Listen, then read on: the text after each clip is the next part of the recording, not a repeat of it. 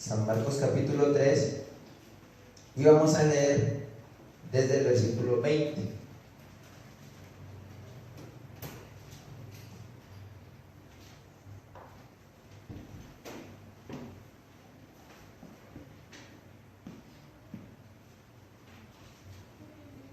Marcos 3:20. Y se agolpó de nuevo la gente, de modo que ellos ni aún podían comer pan. Cuando lo oyeron los suyos, vinieron para prenderle, porque decían: está fuera de sí. Pero los escribas que habían venido de Jerusalén decían que tenía a Beelzebú, y que por el príncipe de los demonios echaba fuera los demonios. Y habiéndolo llamado, les decía en parábolas: ¿cómo puede Satanás echar fuera a Satanás? Si un reino está dividido contra sí mismo, tal reino no puede permanecer. Si una casa está dividida contra sí misma, tal casa no puede permanecer. Y si Satanás se levanta contra sí mismo y se divide, no puede permanecer, sino que ha llegado su fin.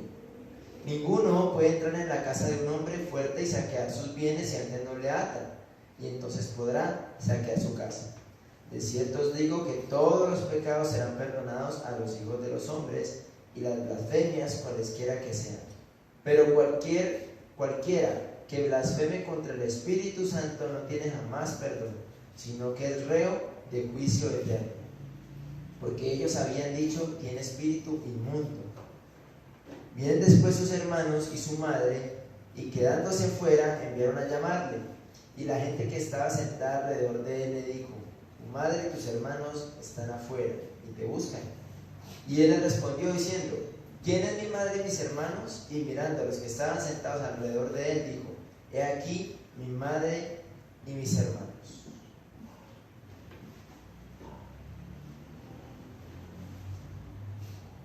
Señor, te damos muchas gracias por este pasaje que tú nos has permitido compartir.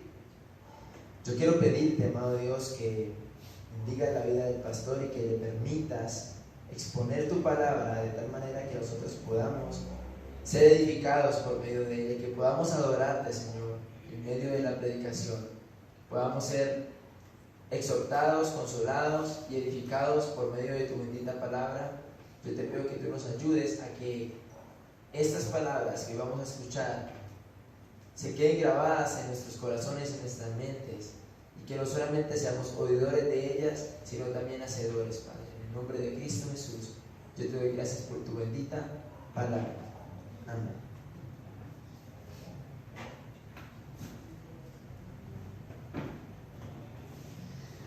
Amados, amadas, Dios los bendiga, bienvenidos. Bienvenido Pastor Mario y su esposa Brisa, que nos acompañan desde Bolívar Valle. Los municipios de bloques antiguos del valle es Guasanono, que es el más antiguo del valle.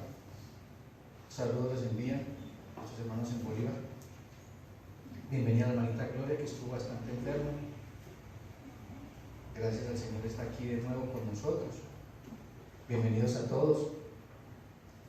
Como estamos estudiando de una manera expositiva el Evangelio de Marcos, hoy nos corresponde los versículos que leyó el pastor Mario, del 20 al 35. Aquí vamos a encontrar muchas verdades que van a confrontar nuestra vida, porque aquí hay algo importante. Aquí hay tres tipos de locuras que podemos leer ahí. Tildan a Jesús de loco, hasta su propia familia lo tildó de loco. La locura también de los fariseos y escribas, que decían de que él lo hacía todo por el poder de Beelzebú. También estaban bastante locos. Pero Jesús, el Señor, ratifica que su locura era más cuerda que cualquier locura del hombre. Porque el hombre, cuando está sin Cristo, era totalmente loco, perdido, muerto en delitos y pecados. Todo lo que hacemos es locura cuando estamos sin Cristo, una total locura. Incluso el texto que dice que la cruz es locura para los que se pierden. Pero para nosotros, ¿qué es? Vida, gozo, resurrección, paz. Es una vida completamente contraria a la locura que está en el mundo. A veces nos van a tildar de locos. Nos han dicho: oye, este como que se volvió loco. ¿Loco? No. Realmente encontré la cordura, dirección real de mi vida. Entonces, hoy vamos a exponer, con la dirección del Espíritu Santo, qué es lo que quiere decir el Señor en este pasaje que hemos leído. Entonces dice, la locura es aquello que no encaja bien en nuestros conceptos sobre lo que es normal en la vida. A veces pensamos que lo que Dios dice, y no les ha pasado, que Dios te ha dicho que hagas algo y parece lo más loco que puedas pensar o imaginar. Pero el Señor dice que mis pensamientos no son tus pensamientos, ni mis caminos tus caminos. ¿Cuántas veces Dios te ha dicho que hagas algo y parece totalmente contrario a las circunstancias que estás viviendo? Muchas veces, muchas veces. Yo me imagino a Gedeón, cuando Dios lo llama a que se enfrentara a los madianitas y que convoque un ejército, llega con 10,000 y le dice, venga, esos son muchos. Y empieza a diezmar hasta que queda al final con ¿cuántos? Con 300. Es una locura que Dios le diga a Moisés que saque a Israel de Egipto, de tierra de servidumbre, solamente con su palabra y con el báculo que tenía en la mano, porque a través de ese báculo hacía señales dadas por Dios. Entonces, cuando miramos todas las cosas que pasan a nuestro alrededor, cuando son direccionadas por Dios para nuestros conceptos, para nuestras ideas, puede ser una total locura. Para la familia de Jesús era una locura lo que él estaba haciendo.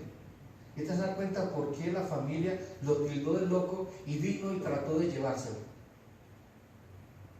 Entonces, vayamos a Marcos.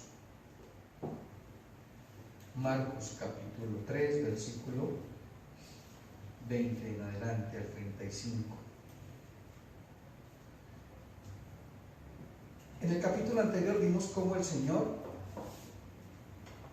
dispuso, eligió él mismo que fueran 12 hombres y establece el inicio del pueblo de Dios, ese pueblo espiritual, ese pueblo de sacerdotes, de hombres y mujeres redimidas por la sangre del Cordero, que fueron llamados de las tinieblas a su luz admirable para que anunciaran esas virtudes, para que mostraran al mundo de que realmente somos el pueblo de Dios. Ahorita cantábamos el Señor regresa. Qué glorioso día. ¿Será que para nosotros será glorioso? ¿O muchos de nosotros nos esconderemos en las cuevas? Muchos de nosotros agacharemos la frente, y no como dice el texto, que levantaos la frente, erguíos, porque tu salvación ha llegado. Yo creo que tenemos que ir de acuerdo a esa locura que enamoró al Señor, porque para muchos era una locura ir a morir en una cruz. Ni siquiera los discípulos lo entendían. Ni siquiera los discípulos aceptaban y entendían lo que el Señor iba a hacer. Incluso muchos de los que estamos aquí sentados no hemos podido entender lo que el Señor hizo en la cruz. Y no vivimos de acuerdo a ese sacrificio. Vivimos como los locos que están afuera, no como los locos por Cristo. Porque eso es lo que le dijeron a Pablo: venga, esos son los que ponen de cabezas el pueblo. Esos son los que enloquecen al mundo. ¿Enloquecen por quién? Una locura muerta por Dios, por su palabra, por una vida diferente, por una vida que transforma. Como oraba el pastor Mario ahora, no oramos por una transformación física. Y sé que en nosotros hay enfermedades físicas, y sé que entre la congregación hay gente que está enferma. Realmente nuestro problema más urgente es la sanidad del alma, es nuestro corazón, es un cambio de corazón. Necesitamos una cirugía de corazón abierto, y el bisturí es la palabra del Señor, porque dice que es como una espada y va a abrir ese corazón y lo va a abrir en dos y va a mostrar lo que realmente somos, lo loco que estamos, pero no por Cristo, sino por abandonar a Cristo. Pero muchos estamos así en la iglesia y creemos que seguimos al Señor, pero si miramos a la luz de la palabra, lejos estamos del Señor. Estamos como Pedro, negando a Cristo con nuestros actos, pero le estamos siguiendo, y de lejos. El Señor no quiere que lo sigas de lejos. Y Él dice: ¿quieres seguirme? ¿Quieres ser mi discípulo? Lléguese a sí mismo, tome su cruz y sígame. Sea un loco como lo soy yo. Marcos capítulo 3.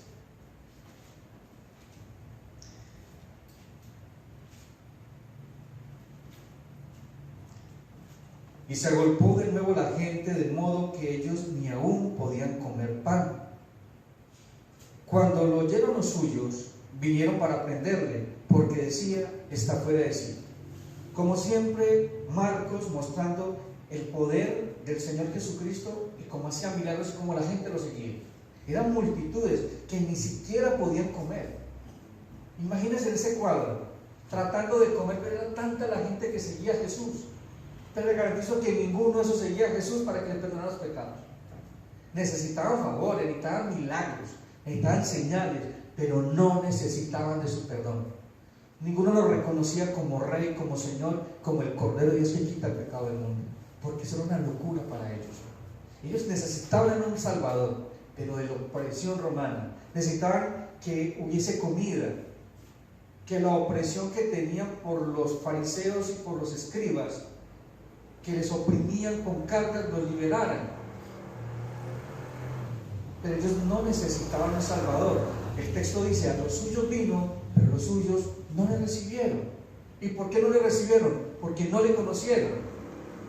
Porque la locura, la predicación del Evangelio para ellos no era lo que ellos necesitaban. Ellos necesitaban una señal. Te cuento una cosa, tú no necesitas una señal para creer. Necesitas creer en el Evangelio para ver las señales de transformación, de cambio en tu vida. Matrimonio como transformado, hombres que viven en integridad, en santidad para el Señor, mujeres virtuosas que edifican su casa, mujeres que se mantienen firmes a lo que Dios ha dicho y dicen amén. Ahorita vamos a entender el por qué no debemos decir a todo amén. Hoy lo puedo entender. ¿Sabe qué significa amén? Una palabra solemne que se va a cumplir. Entonces leemos la Biblia, estamos, amén. No. A todos decimos amén, no. Porque es que estamos ratificando que es una palabra sublime, majestuosa, seria, que se va a cumplir. Aquí aparece en el texto original en Marcos diciendo la primera vez, amén, el Señor. Es como decir, Dios lo va a hacer, lo va a cumplir. Entonces te sometes a eso que Dios ha dicho que se va a cumplir. Entonces, dice que el pasaje nos invita a considerar otro tipo de locura. Una locura que nos llevará a la salvación perfecta en Cristo Jesús cuando Él regrese. Por aquí estamos luchando, estamos batallando con esa locura del mundo que nos quiere alejar de la sincera fidelidad a Cristo. Tenemos que estar locos. El cristianismo es una contracultura. No podemos pretender ser cristianos y vivir como los de afuera, pensar como los de afuera. El mismo apóstol Pablo en Romanos capítulo 2 dice que transformemos, que nos amoldemos a este mundo, o sea que estamos completamente contrarios al mundo. Hay un dicho que dice, ¿para dónde va la gente? ¿Para dónde va Vicente? Parecimos, ¿no han visto la historia? No sé, los que dan Discovery Channel, hay un programa que habla de cómo los peces en el mar se guían, se llama un cardumen. Un cardumen es un poco de pescaditos que usted que pasa una nube, y para donde echa uno echan todos. ¿Quién vio Buscando a Nemo? Incluso escribían ahí para que lo entendieran. Pero así es que ¿para dónde va la gente? Entonces, como el mundo vive de esta manera, piensa de esta manera y cree de esta manera, yo también quiero ser de esa manera. No, el que ama al mundo aborrece a Dios. O sea, está hablando del sistema, no de las personas, de cómo vive la gente, de cómo piensa la gente. ¿Y qué han hecho las iglesias? Han traído al mundo, no las personas, sino la cultura dentro de la iglesia. ¿Saben qué es ortodoxia? La ortodoxia la han confundido con legalismo, con radicalismo.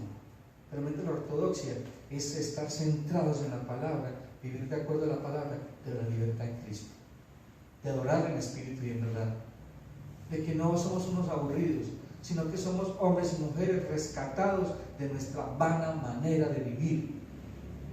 Y entonces, cuando somos libres, ¿cómo vive un hombre que ha sido esclavo por años y años y le dan libertad?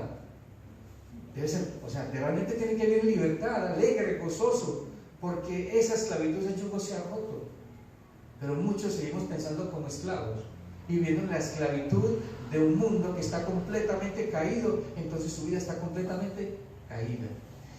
La idea central de este mensaje es la identidad que somos en Cristo, porque Él va a defender con una parábola qué fue lo que Él vino a hacer. Vino a saquear, a arrebatar de las manos del enemigo, del hombre fuerte, lo que le pertenece total y absolutamente a Dios. Dice que Satanás vino a matar, robar y destruir, pero Jesús a qué vino, a deshacer las obras del diablo. Y yo tengo que tener claro eso, porque si Él llegó a mi vida, si Él es el Señor de mi vida, va a deshacer lo que el enemigo quiso hacer. Yo tengo que tener claro eso. Entonces, ¿qué locura?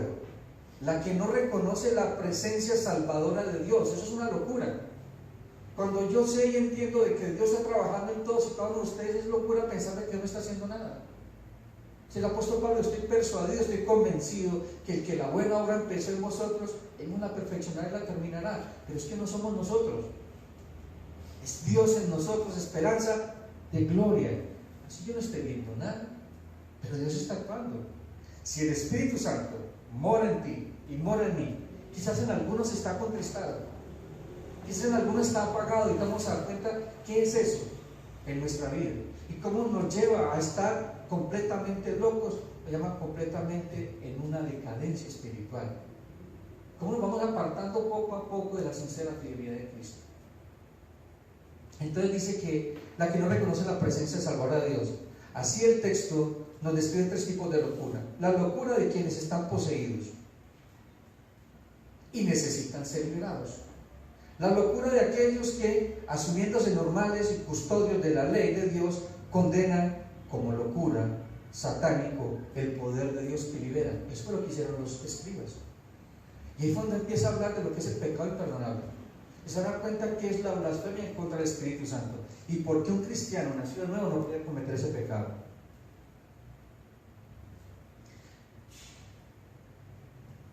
El poder de Dios que libera y la locura de Jesús, escuchen esto, la locura de Jesús que cumple la voluntad del Padre en medio de un mundo alejado de Dios.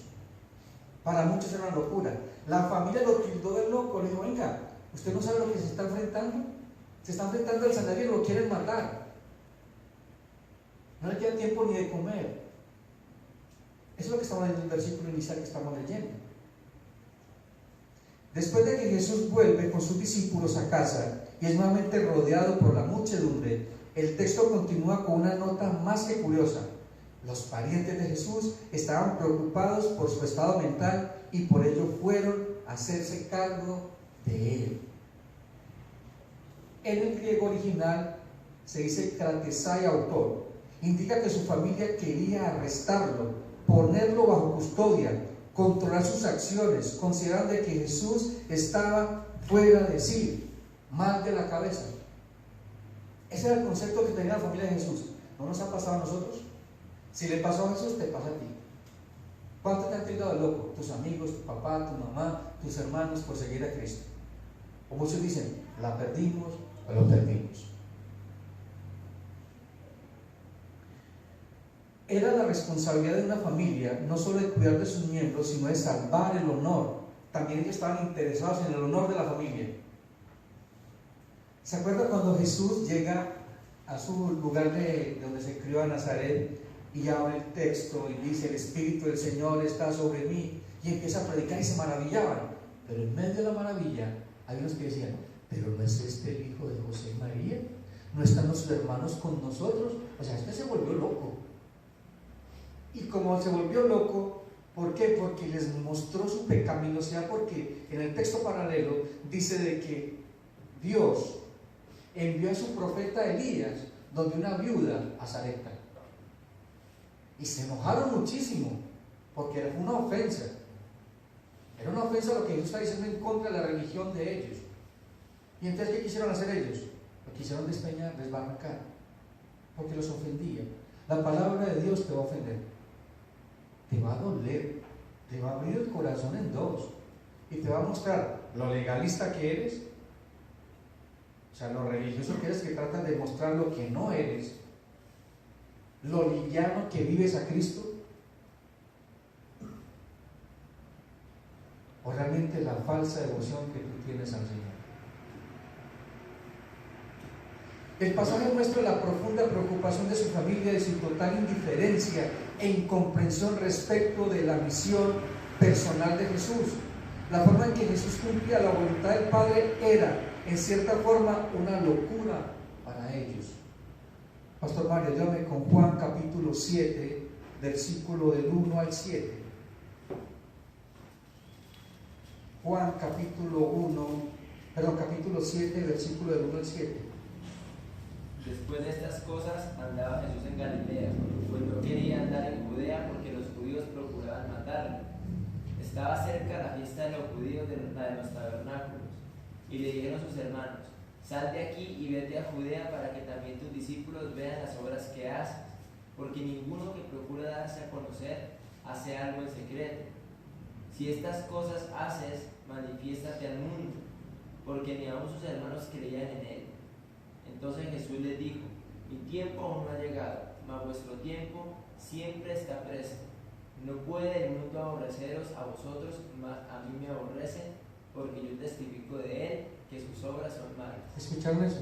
Los hermanos le dicen a Jesús: Jesús, si es verdad lo que está diciendo hoy, muéstrese.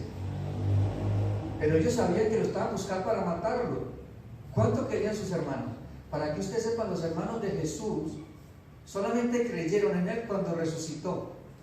Y van a encontrar que Judas y Santiago, que eran hermanos de Jesús, escriben 2 epístolas hermosas de lo que pudieron percibir de su hermano, el Rey de Reyes y Señor de Señores.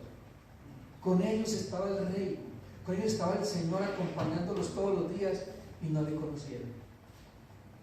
Y no le conocieron.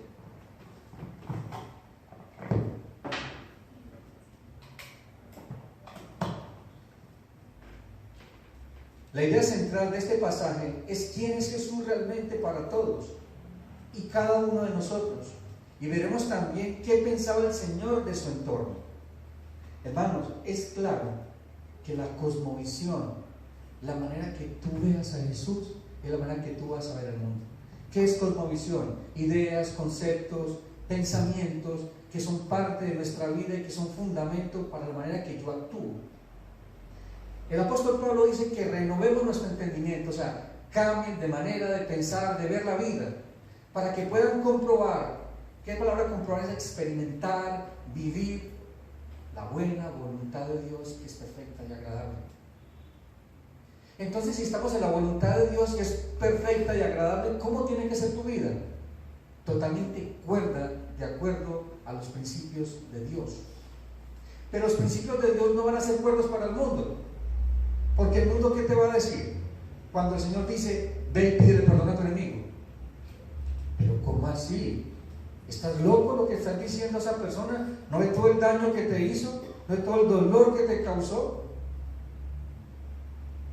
Tienes que estar muy loco para hacer eso. No, no estoy loco. Cambié de Señor.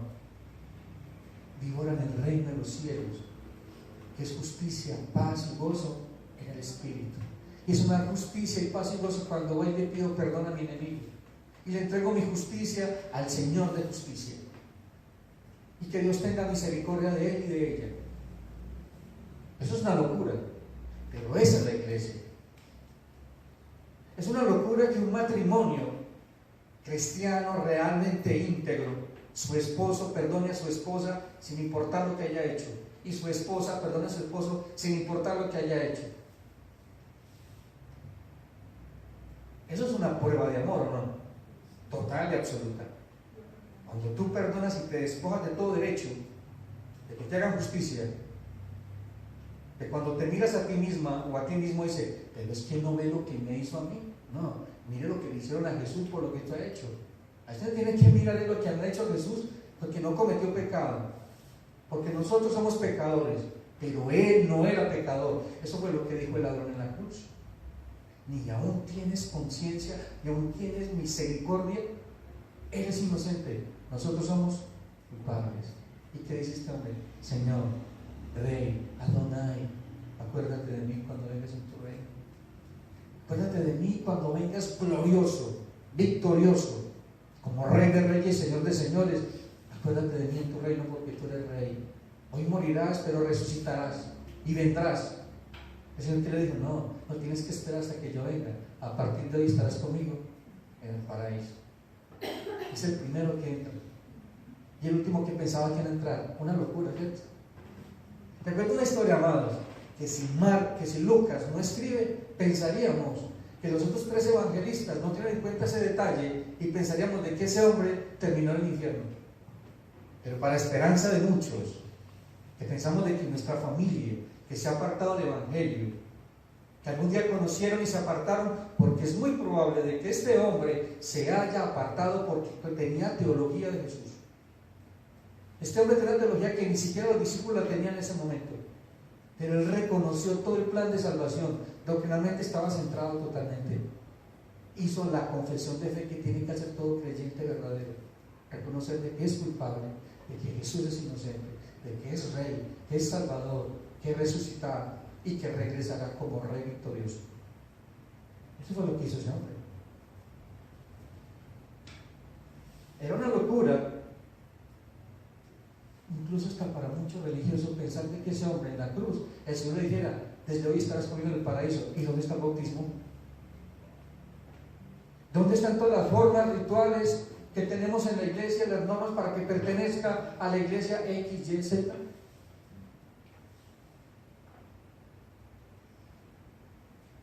Así que, hermanos, eso es una esperanza que tenemos nosotros los creyentes. Que el Señor dijo, cree, tú y tu casa serán salvos. ¿Cómo? No lo sabemos. Pero que Dios cumple su palabra y así podemos decir amén. Porque es palabra solemne, que Dios la cumple total y absolutamente. Su madre y hermanos decían que estaba loco. Los fariseos y los escribas que era un endemoniado. Y él les demostró que él era el Señor totalmente Rey, Dios soberano, que había venido a salvar lo que se había perdido. Eso es una locura, ¿cierto? Porque para los griegos era una locurísima decirte que el Dios eterno, el único y sabio Dios, permitía de que su hijo muriera, porque los griegos tenían el concepto de sus dioses, de Zeus, que tenía a sus hijos aquí en la tierra, los semidioses, y que él peleaba por ellos desde el cielo. Ese era el concepto que tenían los griegos. No sé si han visto las películas de la mitología griega, pero eso es lo que muestra esas películas. Ese era el concepto, o sea, pero ¿cómo es posible de que él permita eso? Para los judíos era tropezadero, porque maldito el que es colgado en una cruz.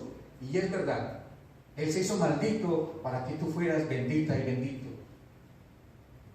Él se hizo pecador para que tú fueras justo.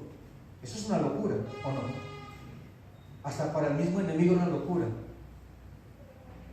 Él nunca se imaginó que iba a pasar todo ese voltaje en la cruz de Cristo.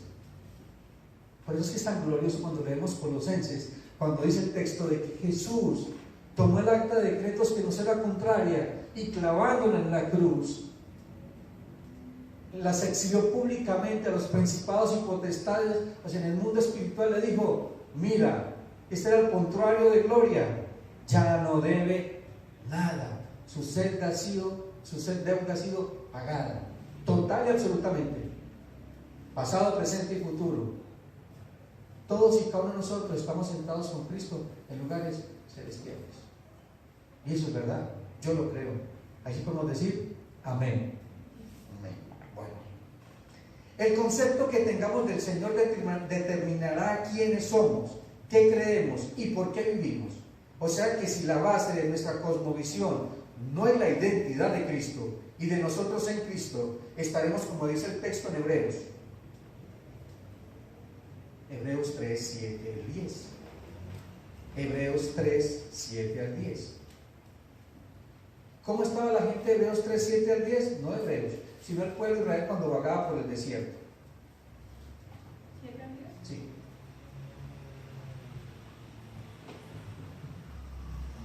Hermanita Brisa, me ayuda con el texto.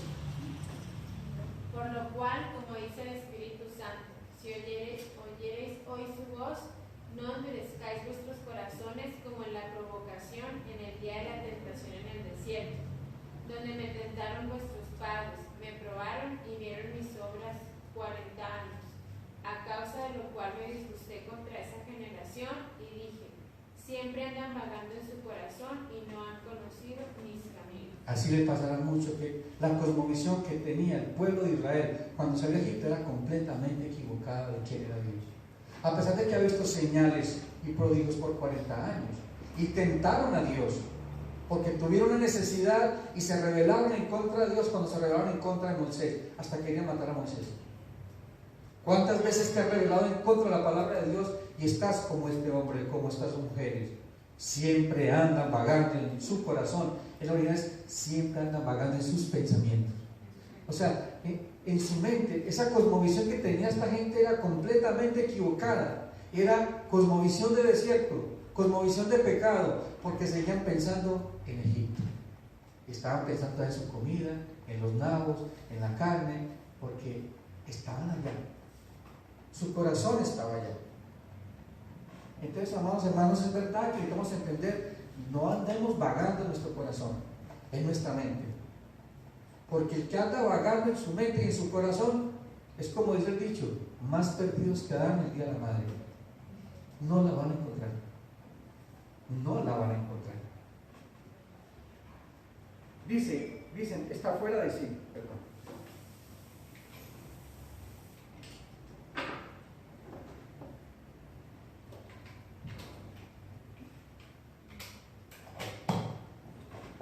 Dicen, está fuera de sí.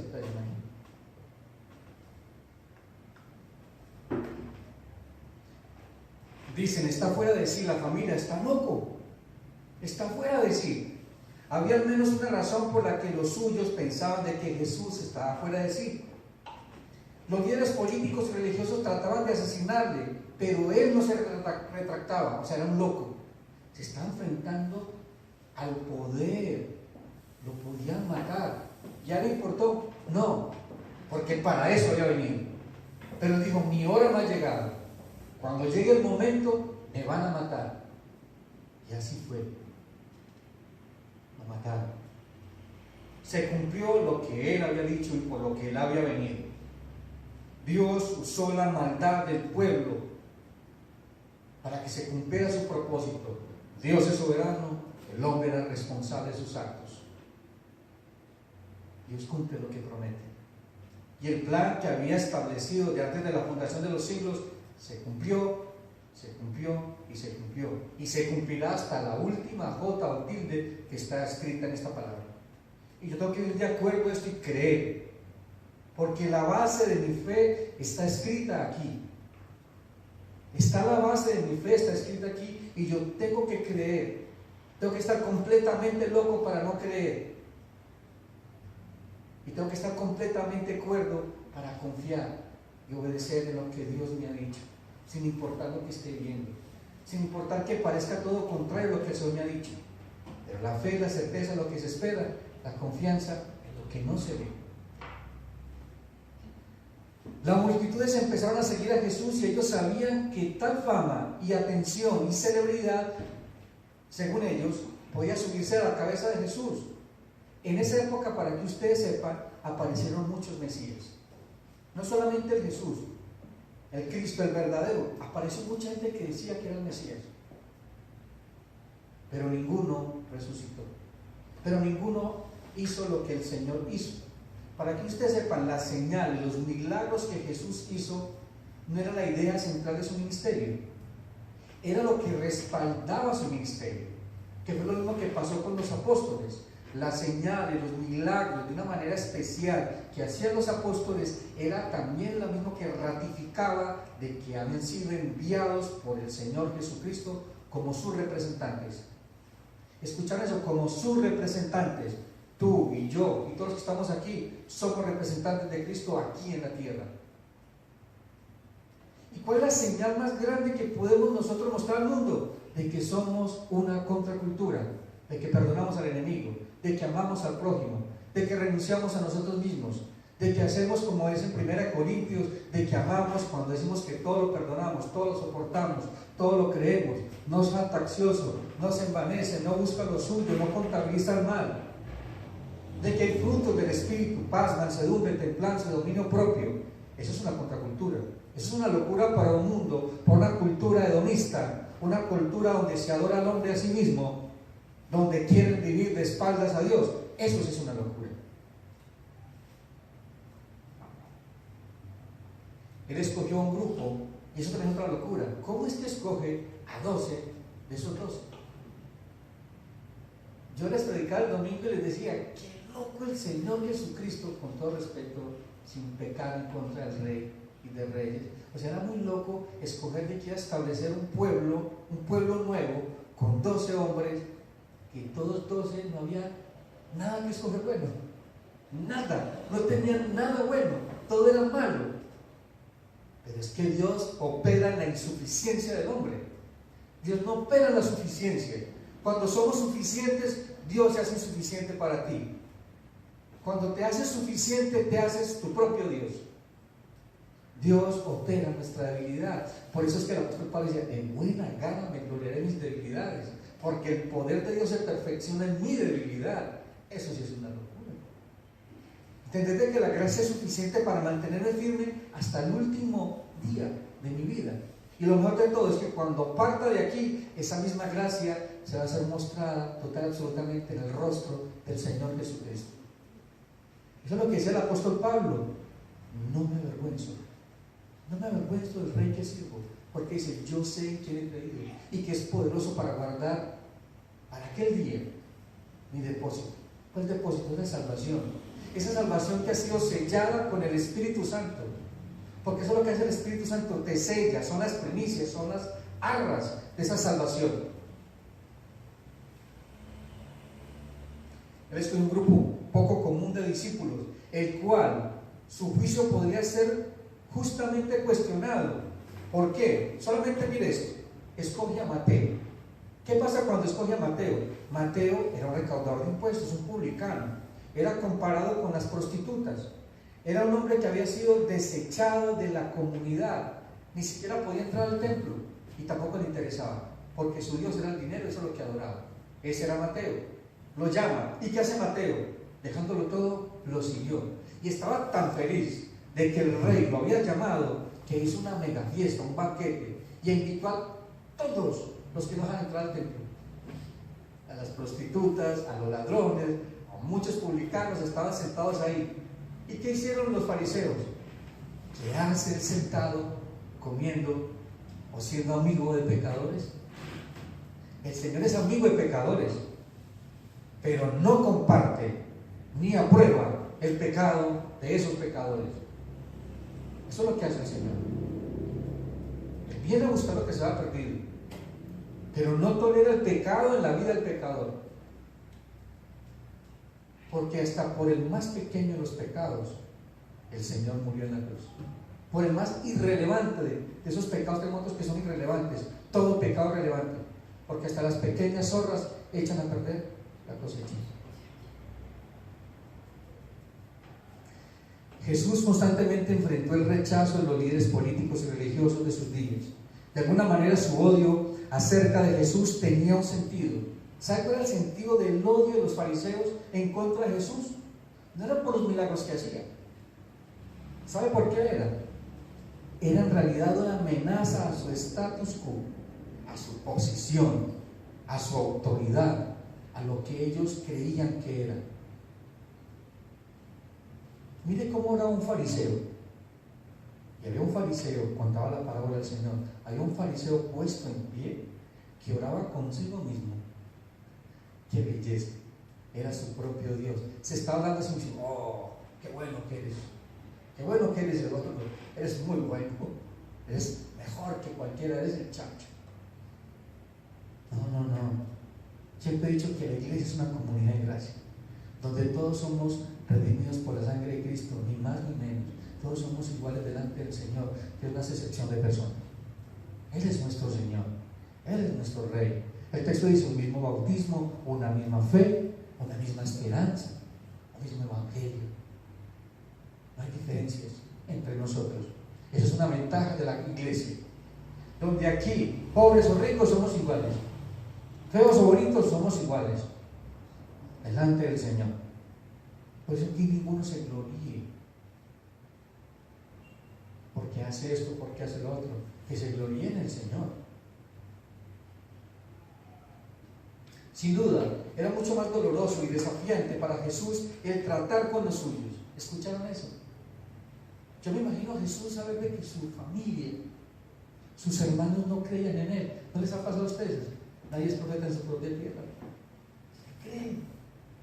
Y estás hablando en el nombre de Jesús y sientes dolor y dices, pero estoy diciendo la verdad.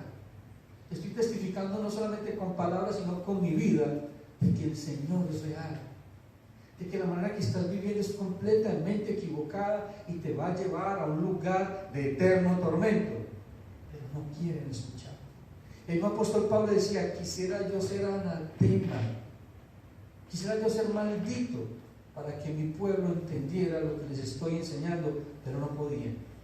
¿Saben por qué no podían? Porque el único que les hace entender es Dios, a través de su Espíritu Santo. La obra del Espíritu Santo es convencerte de justicia, de juicio y de pecado. Y eso es un don de Dios, es un regalo de Dios. No es dado por hombres. Pues que a veces pecamos cuando tratamos de hacer la obra del Espíritu Santo en la familia, en los hijos, en el esposo, en la esposa. Una cosa es clara: cada palabra que tú escuches en una escuela dominical, en un estudio bíblico, en un grupo de vida, en el devocional que tú tengas, cada palabra que tú escuches tiene dos propósitos. Uno, salvarte de la vida que tienes y llevarte a la presencia del Señor Jesucristo. Y la otra es el juicio, cuando te encuentres con el Señor Jesucristo y no tengas ni siquiera derecho a decir, no me dijeron, nunca escuché. Por eso dice, ir y predicar a toda criatura. Hasta que no se predique a la última criatura en la tierra, no vendrá el Señor, dice el texto. Toda criatura sabrá de que el Señor fue predicado.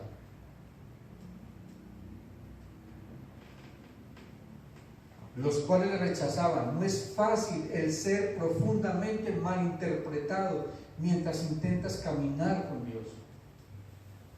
Incluso hasta entre la misma iglesia te van a decir, no lo hagas, es loco que tú esperes en el Señor.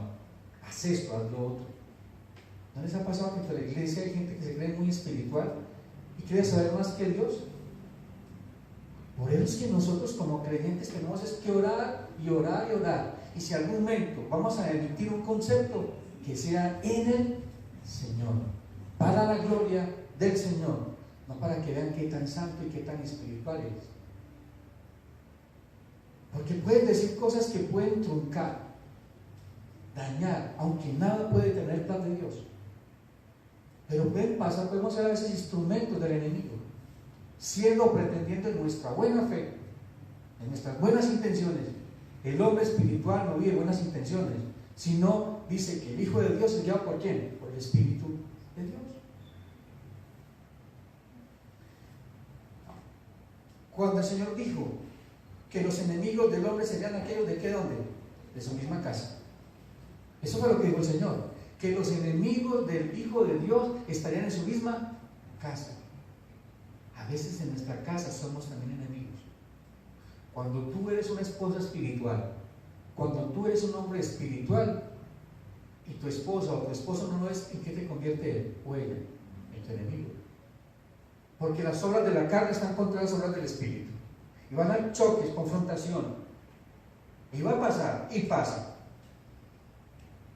Pero cuando el matrimonio, cuando la familia está espiritualmente, está en gozo y alegría todos.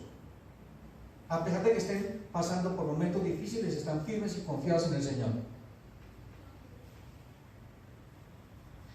Los hermanos de Jesús no creían en Él, sino hasta después de su resurrección, y durante su ministerio terrenal le estimulaban a que probase a sí mismo lo que leyó el pastor ahora. Si eres el Hijo de Dios, si es verdad, pruébate, muéstrate al mundo y muestra lo que tú eres. Pero a veces pasa con los hijos de Dios, en nuestra buena manera de vivir cristianamente, porque no se le olvide que el cristiano no es el que es bueno, sino el que vive como Cristo vivió. Ese sí es cristiano, porque el moralismo que se ha apoderado de la iglesia es ser muy buena persona, ser un cristianazo, como dicen los mexicanos. Ser un cristianazo. No, Sea un hombre o una mujer como Cristo. Ama como Cristo, perdona como Cristo, habla como Cristo. Que sepan de que pasaste tiempo con Jesús. Una acusación de parte de los líderes religiosos. Pero los escribas que habían venido de Jerusalén decían que tenía a Belcebú y que por el príncipe de los demonios echaba fuera a los demonios. Escuchen esto, no era cualquier grupo, era una comisión especial que vino de Jerusalén a Cafarnaúm a ver qué estaba pasando, si realmente había una revuelta espiritual y estaban tratando de centralizar el poder que tenía el Sanedrín en Jerusalén. Manda la comisión a ver. ¿Y qué es lo primero que hacen? Desacreditar el ministerio de Jesús, desacreditar la palabra de Dios, lo mismo que hizo Satanás en el huerto. Desacreditó la palabra de Dios con que Dios os ha dicho. Ellos trataban de desacreditar toda la obra que estaba haciendo. Y se dan cuenta cuál es la blasfemia en contra del Espíritu Santo. Este es el centro de ese texto. ¿Qué es la blasfemia en contra del Espíritu Santo? No lo pierdan. Entonces, es posible que estos fueran emisarios oficiales del Gran Sanedrín, quienes vinieron a examinar los milagros de Jesús y a determinar si Cafarnaúm debiera ser declarada una ciudad seducida, siendo presa de un predicador apóstata. Ellos venían a ratificar eso. Qué contrario cuando Juan el Bautista está bautizando en el río Jordán y llega una comisión de fariseos y escribas y le mandan a preguntar: ¿quién eres tú? ¿Eres el Cristo? Y dijo: no lo soy. ¿Quién eres tú entonces? Una voz que clama en el desierto: arrepentidos y convertidos. Y por un texto para él dice: ¿quién os enseñó a huir de la ira venidera? A hacer frutos dignos de arrepentimiento. Eso fue lo que fue el Bautista. Trataban también de desvirtuar lo que Dios estaba haciendo a través de Juan. El enemigo siempre se va a oponer a la obra de Dios. ¿Cómo? Desvirtuándola, poniendo en tela de juicio la palabra de Dios. Muchos están aquí sentados y Dios está hablando a su corazón que tomen decisiones radicales en su vida para que sea acuerdo para el Señor y locura para el mundo, y tome decisiones y el enemigo dice: no crea, es mentira, esa ella es loca, es muy legalista. No, de una cosa, el cristianismo tiene que ser radical. Te recuerdo el libro de Paul David Tripp, Cristianismo Radical. Tenemos que ser radicales en nuestras decisiones, radicales en nuestras decisiones, ser completamente locos para el mundo. Tenía Belcebú. En realidad ellos acusaron a Jesús de estar poseído, no que tenía, estar poseído, siendo usado por Belcebú. Él tenía a Belcebú, o sea, que lo tenía como por señor, o sea, que Jesús era sirviente de Satanás, lo que estaban diciendo ellos, implicando de que Belcebú lo tenía a él, utilizándolo como su agente. Demonio tiene y está fuera de sí. ¿Por qué le oís? Lo dice en Juan 10:20. ¿Por qué le escuchan si demonio tiene? Mire que uno de los pilares que tenía el enemigo era desvirtuar el ministerio de Jesús todo el tiempo. Incluso hasta Jesús mandó a callar a los demonios una y otra vez. Hasta le exigió a los que hacían milagros: no le cuenten a nadie.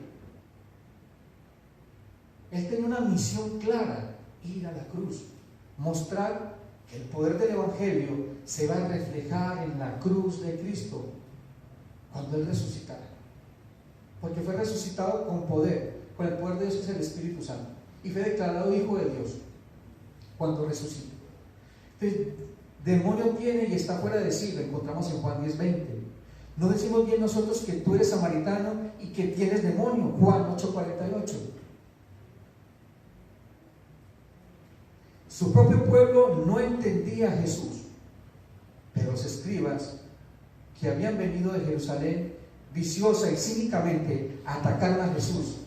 Debido a su oposición oficial, este era el primer paso para el plan de destruir a Jesús, el cual está en Marcos 3:6. O sea, querían matarlo. Pero antes de matarlo tenían que desvirtuar y probar de que él estaba blasfemando en contra del nombre de Dios. Cuando Jesús le ponen testigos falsos en el patio de Sanedrín, en el patio de Caifás, ¿qué fue lo que dice? Tú eres el Hijo de Dios, eso fue lo que tú dijiste. Y cuando Jesús dice, yo soy, blasfemia ha dicho, y van a ver que rasga las vestiduras del sumo sacerdote, blasfemia ha dicho, debe morir. Es lo que estaban haciendo ellos, llevándolo a ese punto, llevándolo al punto.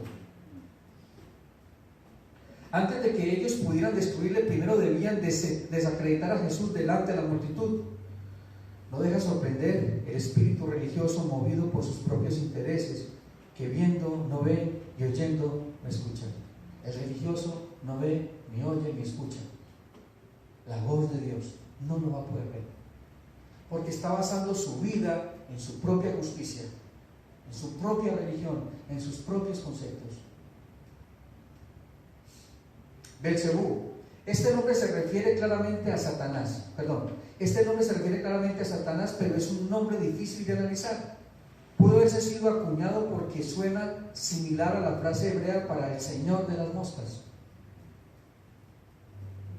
Se apoya de que este ídolo era el mismo como Belcebú, el dios de la mosca adorado en Ecrón, quien cambió su nombre después por los judíos a Baal-Zebub, el dios del estiércol.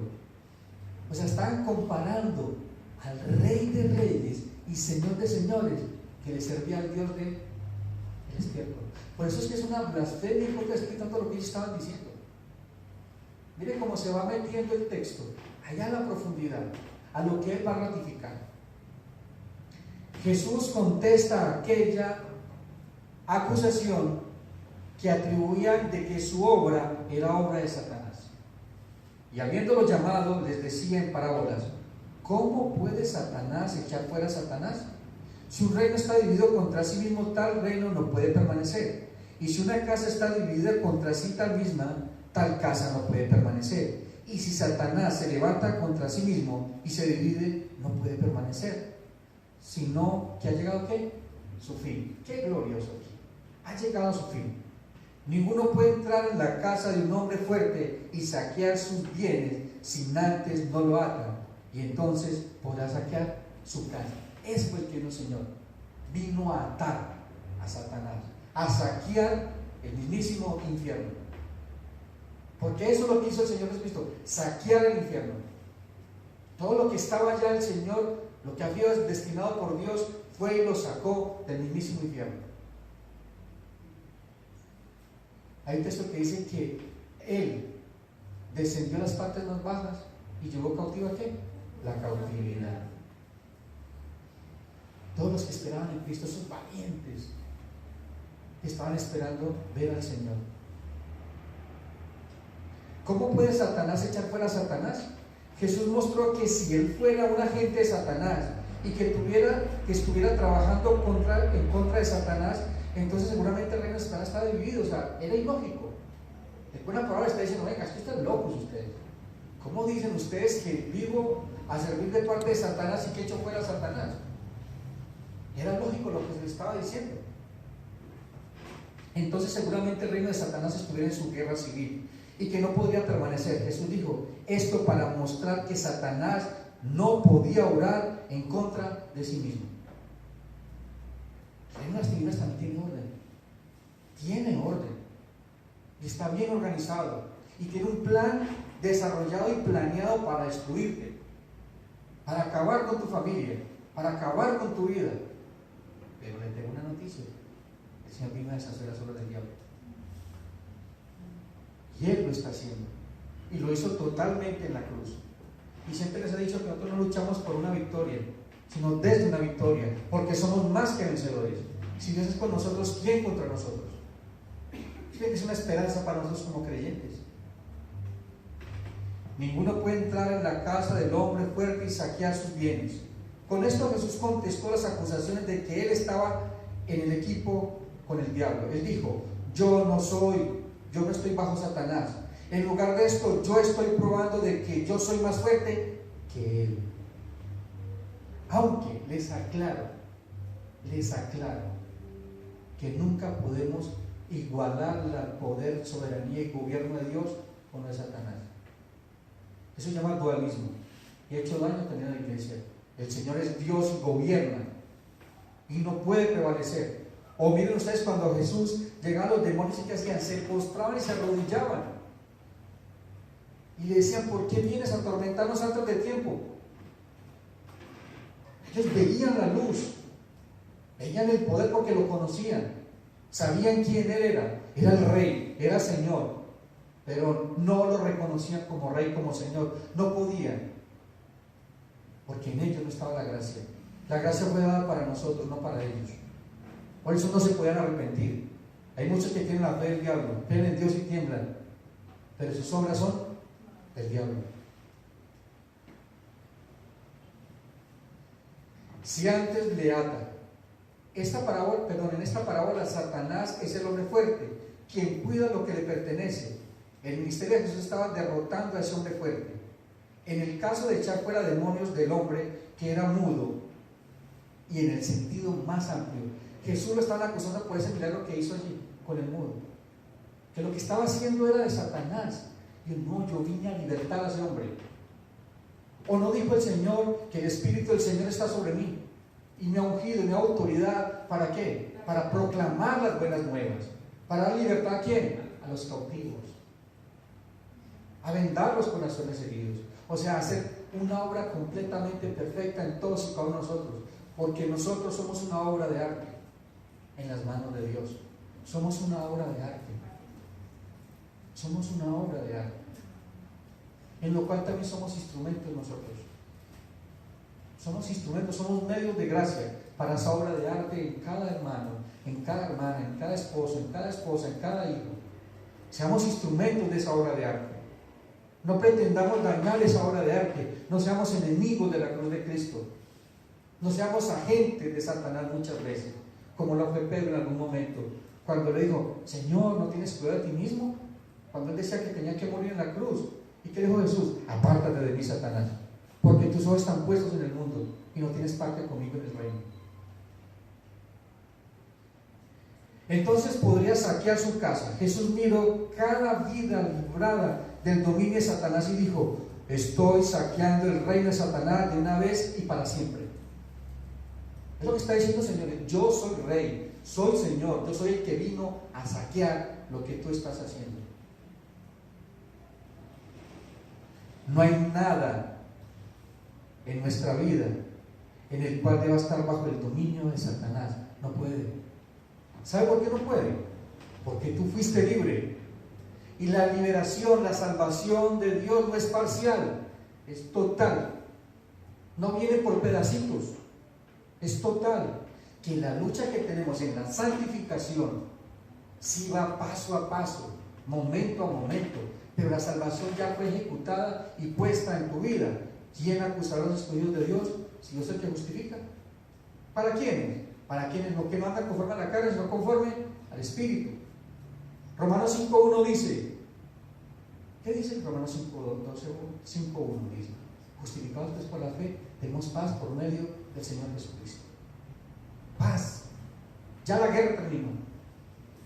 Ya no soy enemigo de Dios, ya soy hijo de Dios. Entonces la salvación no viene por ciclos, es total y absoluta, y llega a tu vida y es ejecutada. Te cambia de posición, de las tinieblas a su luz admirable. Mas vosotros sois ¿qué? Linaje escogido, real sacerdocio, nación santa. No dice, mas vosotros seréis en algún momento. No, eres. A los que llamó, justificó. A los que justificó, glorificó. Esa es la salvación de Dios, total y absoluta. No tienes que hacer nada. La salvación hace en ti. La salvación te ayuda a orar. La salvación, la gracia de Dios en la salvación te permite, aquí estés sentado aquí, de que ore, de que lea la palabra, de que te arrepientas por medio del Espíritu Santo, de que se contriste y se entriste y que te mueva el corazón a arrepentirte. Eso es lo que está haciendo la obra redentora del Señor. El Señor ha resucitado ¿Quién me ayuda por favor con Lucas 12, 21 al 22? Lucas 12, 21 al 22. Esposo.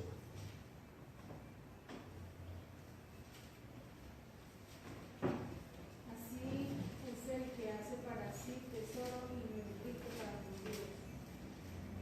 Dijo luego a sus discípulos: por tanto os digo, no os afanéis por vuestra vida, ni qué comeréis, ni por el cuerpo que vestiréis. La vida es más que la comida y el cuerpo que el vestido. Considerad los cuerpos que ni siembran ni ciegan, que ni tienen despensa ni graneros y los alimentan. ¿No valen vosotros mucho más que las aves? ¿Escuchan eso? ¿Cuántas veces no el enemigo trata de confundirte y de dudar de la provisión de Dios? Y te esclaviza a depender totalmente de Él, o sea, del trabajo, de muchas cosas. No, que dice, depende de Dios, total, absolutamente. Era libertad tu economía. Tu economía no depende del mundo, ni depende de ti, depende del Señor. Es lo que está diciendo allí. Colosenses 2:15. Sofía, Colosenses 2:15.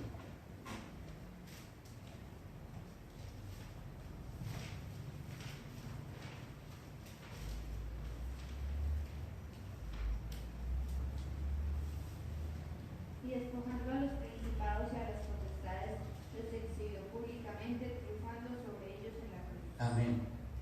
Eso fue lo que hizo Jesús. O sea, saqueó el reino, no lo saqueó. Y a todo el enemigo está atado. ¿Por qué digo que atado? Escuchen este texto. Cuando dice que ató, significa es que lo amarró, pero todavía tiene espacio, ¿cierto? Cuando usted amarra un perro con una cadena, él llega hasta cierto punto, ¿cierto? Él está operando. Entonces usted ve que el mal ha sido erradicado y sigue tentándote, sigue acusándote, pero hasta cierto tiempo y hasta cierto momento. ¿Quién está en control? Dios. Y llegará un día de que el mal es destruido, lanzado al agua de fuego.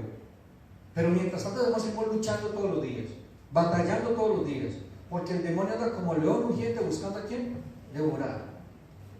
Y mi esposa. Esposo, es un mensaje, desafortunadamente, nosotros como creyentes tenemos que sentir, porque cada día vemos más como el cristiano creyente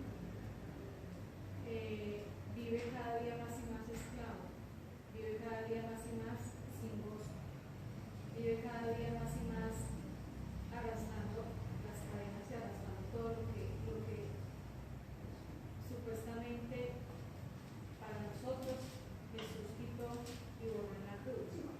Digo porque supuestamente para nosotros, porque si nosotros verdaderamente creyéramos en este mensaje, nosotros viviríamos sin gozo, nosotros viviríamos verdaderamente despojados de todo aquello que fue clavado en la cruz.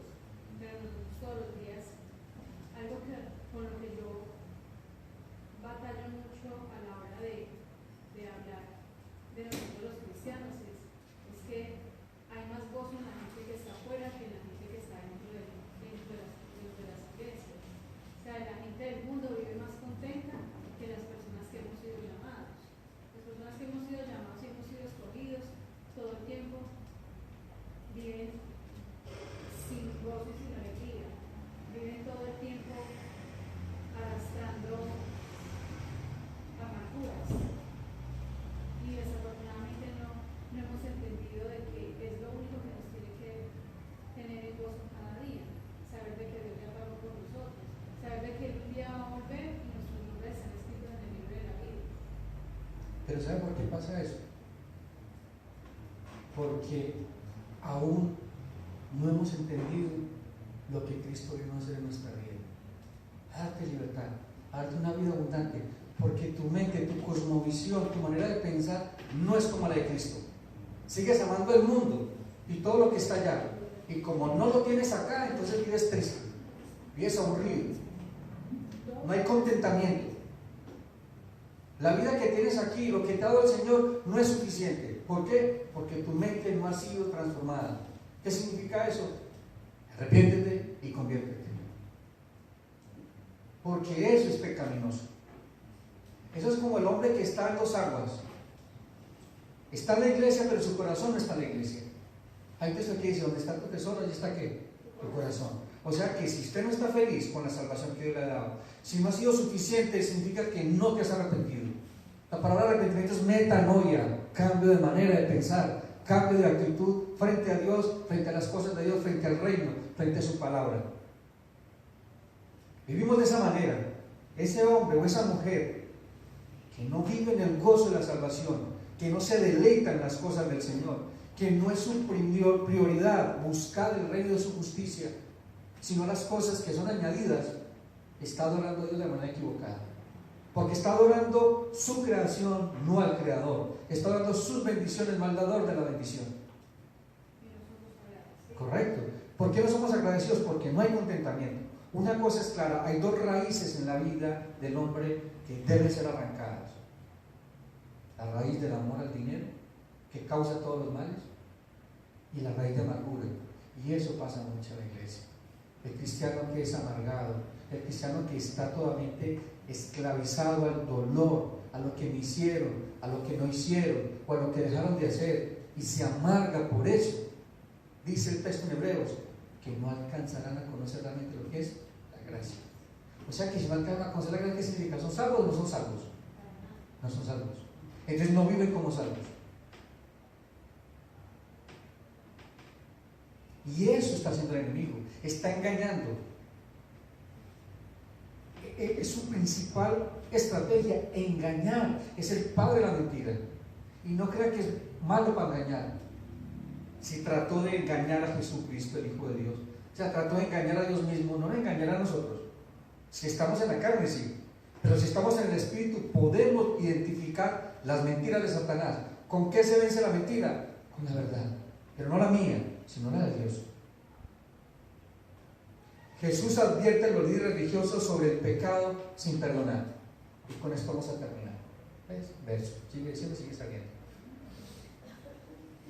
De cierto os digo que todos los pecados serán perdonados a los hijos de los hombres, y las blasfemias, cualquiera que sean, pero cualquiera que blasfeme en contra del Espíritu Santo no tiene jamás perdón. Yo quiero que tengan aquí, esta palabra de cierto os digo, en original es amén, amén. Eso es lo que está en original, amén y amén. Está ratificando, son palabras solemnes. Miren la solemnidad de la gravedad. Está advirtiendo de que hay un pecado que no será perdonado, o sea que no entrará al reino de los cielos. Miren la seriedad de lo que está diciendo aquí. Presten atención, que lo que ustedes están diciendo los puede llevar al pecado imperdonable. Dice entonces, de cierto os digo que todos los pecados serán perdonados a los hijos de ¿quién? De los hombres. Y las blasfemias cualquiera que sean, pero cualquiera que blasfeme en contra del Espíritu Santo no tiene jamás perdón, sino que es reo de juicio eterno. Porque ellos habían dicho, tiene espíritu inmundo. O sea que lo que estaba haciendo el Señor Jesucristo por medio del Espíritu Santo era un espíritu inmundo. Pero cualquiera que blasfeme contra el Espíritu Santo no tiene jamás perdón. Esta palabra en el original de blasfemia dice irreverencia desafiante. Era una irreverencia desafiante lo que ellos estaban diciendo. Esta blasfemia en contra del Espíritu Santo es en realidad muy seria. La persona culpable de este pecado es reo de juicio eterno. En otros evangelios, como en Lucas 12:10, este pecado es descrito como imperdonable. Aquí, ¿qué estaba pasando con los escribas, los enviados del Sanedrín? Dice, lo que ellos decían y lo que estaban haciendo, aquel que no reconoce el Espíritu Santo como el poder que está detrás de la obra del Señor Jesucristo, es un blasfemo de pecado imperdonable. ¿Qué hizo Jesús cuando fue bautizado? ¿Qué descendió del cielo? El Espíritu Santo. Estaba ratificando Dios, dice, Él es mi Hijo amado, en quien tengo complacencia, a Él oí. Y dice que fue visible el Espíritu Santo descendiendo como una paloma sobre Él. O sea que lo que estaba haciendo Dios, Jesucristo, el Hijo de Dios, Lo estaba haciendo por medio de ¿quién? El Espíritu Santo. Todo lo que hacía Jesús lo hacía por el Espíritu Santo. Era guiado totalmente por el Espíritu Santo. Por eso Jesús hace tanto hincapié a los discípulos y dice: no se vayan todavía, hasta que no venga sobre nosotros ¿qué? El Espíritu Santo, y recibiréis poder y me seréis testigos. Eso pasó con Jesús. Jesús había podido hacer milagros antes de los 30. Habían pobres, habían enfermos, había de todo, pero el Espíritu Santo no había descendido sobre él con la autoridad que tenía que ser como rey, como Señor en ese momento. Acá dice que será un pecado con consecuencias eternas. Con consecuencias eternas. ¿Y cuál es la consecuencia eterna? El infierno. Fuego eterno.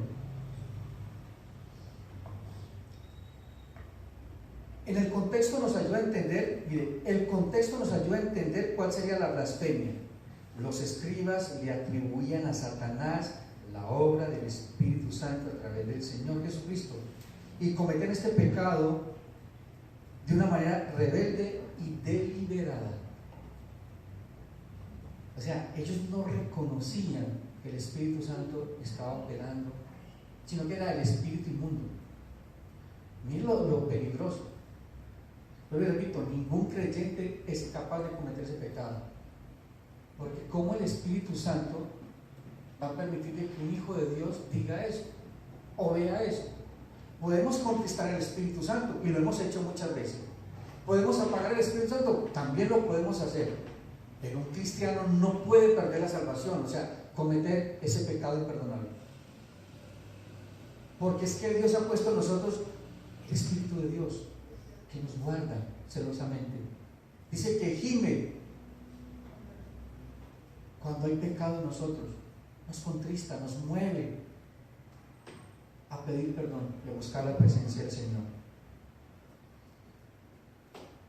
Un cristiano puede llegar al punto de la decadencia espiritual, mas no va a blasfemar en contra del Espíritu Santo.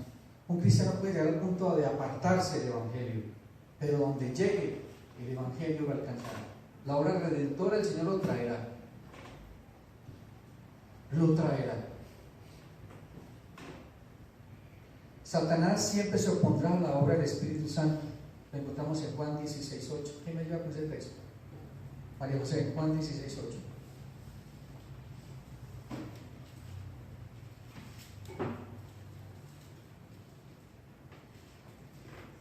Y cuando Él venga, conocerá al mundo de pecado, de justicia y de juicio. De pecado por cuanto no cree en mí, de justicia por cuanto voy al Padre y no me veréis más. Y de juicio por cuanto el príncipe de este mundo ha sido ya juzgado. ¿Escucharon? Por eso cuando un hombre blasfema en contra de la obra redentora del Espíritu Santo en nosotros, o lo que está haciendo Dios, se está rebelando en contra de todo eso. Y no puede alcanzar salvación. Es imposible que pueda hacerlo. Entonces, para terminar, dice: no endurezcáis vuestros corazones, como en el tiempo de la provocación. ¿Cómo empieza ese texto? El Espíritu Santo habla. Es lo que está diciendo en Hebreos. El Espíritu Santo está hablando. No endurezcáis vuestros corazones como en el día de la provocación. El texto cierra, mire cómo cierra el texto. Los hijos, la mamá llega, pero no me va a alcanzar tiempo para eso, lo voy a dejar para la próxima clase, porque son las 12, no se lo pierdan. Pero realmente, porque hasta ahí leyó el pastor Mario, hasta el 34. La familia llegó buscando a Jesús, se lo querían llevar. ¿Y qué querían hacer? ¿Qué es lo que dijo el Señor Jesucristo? Los miró a todos y dijo: mis hermanos y mi madre y mis hermanos. ¿Quiénes son mi familia? Los que hacen la voluntad de mi Padre que está en los cielos. Eso dice 35. Esa es la predicación del próximo domingo para que no se la pierdan, versículo 35. Pero, para cerrar y para reflexionar, no podemos endurecer nuestros corazones. El Espíritu Santo ha hablado. No sé qué es lo que tú tengas pendiente en contra de tu hermano, en contra de Dios, en contra de ti mismo. ¿En qué locura estás viviendo? Porque si es la locura de Cristo, te felicito. pero es una locura en contra de Cristo, de su salvación, de su evangelio, en el nombre del Señor Jesucristo te pido que te arrepientas y que yo también me arrepiento. Porque es necesario entender esa parte de nuestras vidas. Vamos a orar. Padre, quiero darte gracias en el nombre de Jesús por tu palabra, Señor, porque tu palabra es viva y eficaz. Te pedimos humildemente, Señor, que abras nuestro corazón, que así como hiciste con Lidia, la vendedora de púrpura, que abriste su corazón y hiciste entender tu palabra, Señor, que así sea en nuestras vidas. Ayúdanos, guíanos, guárdanos y protégenos, amado Padre. Hoy hemos sido expuestos a tu palabra, amado Dios. Humildemente te pedimos, Señor, que nos perdones, amado Padre, porque sabemos de que hemos actuado locamente. Que muchas veces hemos sido como Saúl, que hemos obedecido selectivamente, y así le dijo Samuel a Saúl: has obrado locamente, o locamente has hecho. Padre, ayúdanos a derribar todo ídolo que haya en nuestra vida, a derribar toda locura que se haya apoderado en nuestra mente, que no sea locura la predicación del Evangelio y de vivir tu palabra, amado Dios. Guíanos, enséñanos, guárdanos y protégenos, Señor, de pecar contra ti. Enséñanos a caminar en tu santidad. Padre, la fortaleza necesaria para vivir una vida perfecta delante de tus ojos. Santifícanos en tu palabra, porque tu palabra es verdad. Muéstranos, Señor, tu gloria todos los días y podamos resplandecer con esa gloria eterna en Cristo Jesús. Pon delante de ti las necesidades de tu pueblo, de mis hermanos, mis necesidades, para que tú proveas conforme a tus necesidades, bendiciones en gloria, Señor. Humildemente te pido, Señor, por cada familia aquí representada. Oro por ellos, Señor, por sus luchas, por sus pruebas, por sus necesidades espirituales y materiales. Ayúdalos, Señor, a perseverar. Oro por todos aquellos que no vinieron hoy, donde se encuentren, Señor. Que sea tu Espíritu Santo obrando y operando en todos y cada uno de ellos, amado Dios. Te doy gracias por la vida de mis hermanos, porque tú me bendices con su vida, Señor. Porque tú me permites ser parte de su transformación, porque me permites acompañarlos en ese camino hacia el cielo. Gracias, Señor, porque con ellos también crezco, Señor. Ayúdame, Señor, a ser un hombre de Dios, un hombre recto e íntegro delante de tus ojos y delante de los hombres. Delante está mi familia, Señor, tanto mi esposa como mis dos hijas, María José y Sofía. Pido, Señor, especialmente por María José. Delante de ti está ella, Señor, te pido que la ayudes, que la guardes, que la protejas, que la animes cada día a la buena batalla de la fe, a perseverar, a mantenerse firme en la verdad del Señor Jesucristo. Que tú nos ayudes, Señor, a tener compasión y misericordia con todos aquellos, Señor, que andan en decadencia espiritual o débiles espiritualmente. Que así como es el escritor de Hebreos, que exhortemos y animemos a todos aquellos que se están deslizando, aquellos que están apartando del Dios vivo. Ayúdanos, Señor. Ayúdanos, Señor, a permanecer firmes en esta carrera que tú has puesto delante de nosotros. Que miremos siempre a Jesús, no las necesidades, no las aflicciones, sino al Señor Jesucristo que venció al mundo. Que podamos creer y confiar y obedecer en su palabra. Padre, delante de ti está este resto de día, Señor, que nos ayudes, que te glorifiquemos y exaltemos con todo lo que hagamos en el transcurso del día y esta semana que comenzará a partir de mañana. Yo oro en el nombre del Señor Jesucristo. Amén y amén. Dios los bendiga, amados hermanos.